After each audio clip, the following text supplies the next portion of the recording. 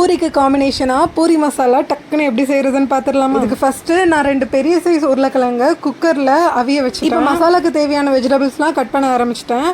நான் வந்து 2 medium size பல்லாரி, ஒரு சின்ன சைஸ் தக்காளி, 3 பச்சை மிளகாய் எடுத்து கட் பண்ணி வச்சிருக்கேன். குக்கரில் இருந்து 4 விசில் வந்ததும் உருளைக்கிழங்குல இருக்கிற அந்த தொலி எல்லாத்தையும் ரிமூவ் பண்ணிவிட்டு லைட்டாக மசிச்சு வச்சுக்கலாம். அவ்வளோதான். இப்போ நம்ம பூரி மசாலா ரெடி பண்ண ஆரம்பிச்சிடலாம். இதுக்கு ஃபஸ்ட்டு ஒரு பேனில் ஆயில் விட்டு கடுகு 1 டேபிள் ஸ்பூன் கடலைப்பருப்பு சேர்த்துட்டு அதோட கலர் லைட்டாக சேஞ்ச் ஆனதும் நம்ம கட் பண்ணி வச்சு கருவேப்பிலை, மிளகாய், காயப்பொடி சேர்த்து லைட்டாக மிக்ஸ் பண்ணி விட்டுட்டு அது கூட தக்காளி சேர்த்து நல்லா வதக்கிட்டு தேவையான அளவு தண்ணி சேர்த்து காரத்துக்கு மிளகாய் தூள், மஞ்சள் தூள், தேவையான அளவு உப்பு சேர்த்துட்டு லாஸ்ட்டாக நம்ம மசிச்சு வச்சிருந்த உருளைக்கிழங்கு வந்து மசிச்சு தான் சேர்க்கணும் அப்படின்ட்டு இல்லை, லைட்டாக நம்ம கத்தியை வச்சு சின்னதாக கட் பண்ணி கூட நம்ம சேர்த்துக்கலாம். அது கூட நல்லா தான் இருக்கும். ஃபைனலாக 2 டேபிள் ஸ்பூன் கடலை மாவில் லைட்டாக தண்ணி விட்டு பேஸ்ட் மாதிரி நல்லா கரைச்சிட்டு அதையும் சேர்த்து ஒரு 10 நிமிஷம் கழிச்சு பார்த்தீங்கன்னா ஹோட்டலில் கொடுக்குற மாதிரியே பூரி மசாலா சூப்பராக ரெடி ஆகிடும். நெக்ஸ்ட் டைம் பூரி போட்டிங்கன்னா கண்டிப்பாக இதை ட்ரை பண்ணி பாருங்கள்.